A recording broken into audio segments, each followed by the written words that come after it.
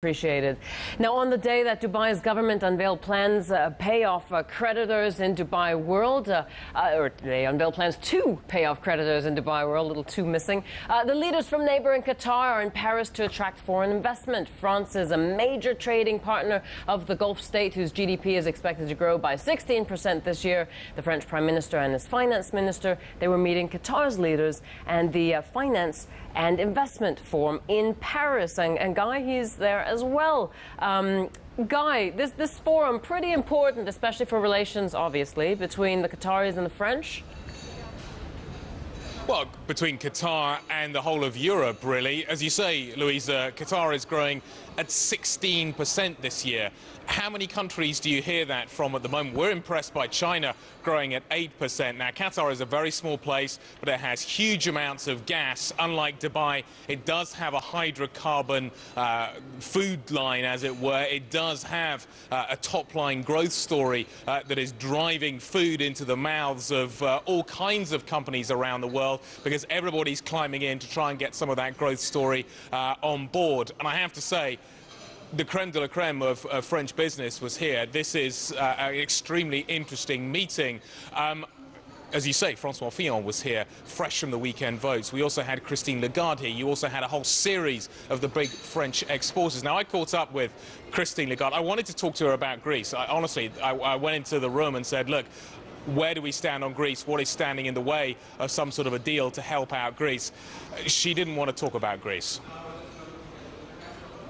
We're talking about France and Qatar and a wonderful cooperation that is clearly demonstrated by this fifth forum, which is really focusing on Qatari investment in France, French investment in Qatar. So the issue between any European countries is not exactly the subject of the day. Okay, let me ask you a slightly different question then. To get the same answer. No. I will ask you a different. Obviously, you've talked about the fact that we need to have a more balanced growth around the world. This is exactly what you're talking about. Europe needs to look outside its borders rather than inside its borders to produce balanced growth? You know, throughout the crisis, we've always said no to protectionism, and we've always said yes to trade and to foreign direct investment. It is not a surprise if France is the third country in terms of foreign direct investment in the world, right after the United States and China. So yes, we are open for business, and we want business to flow and to bridge people and to bridge countries. This is not new, you see.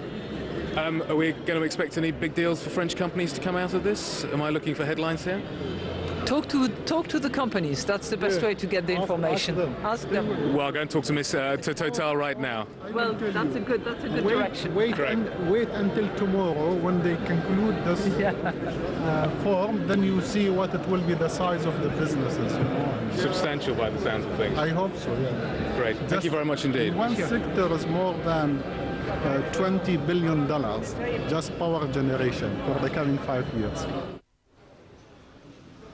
That was the Qatari finance minister sitting next to Christine Lagarde, the French finance minister. There have been deals done.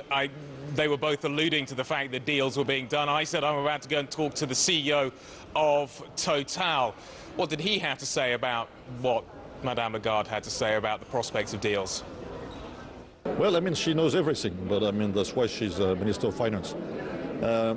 Yes, we have been signing, in fact, already this morning, a new contract which is reinforcing the relationship already long-lasting between Qatar and Total.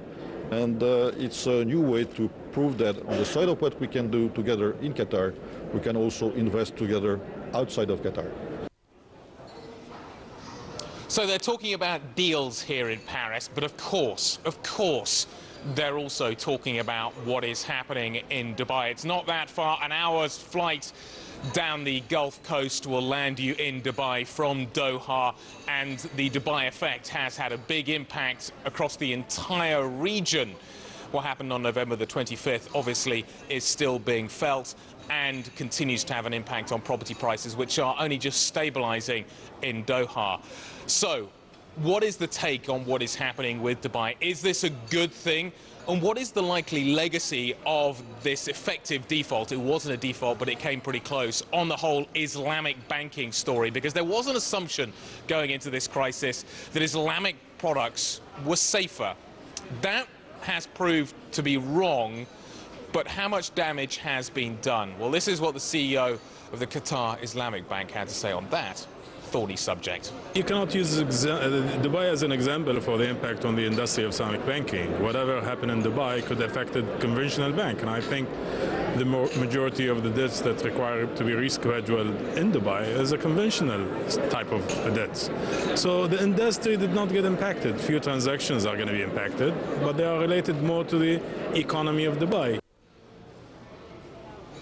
The Gulf is just recovering from the whole Dubai story, and today certainly is a big step along that road. That seems to be the sense that I've got from people here. They think this is a big step in the right direction. Nevertheless, big lessons still have to be learned. Sustainable growth is the story.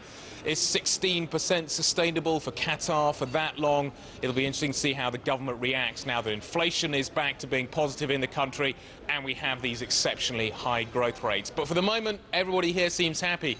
Deals are being done. Top line is being generated. You don't hear that from many places, do you? Louisa, back over to you. No.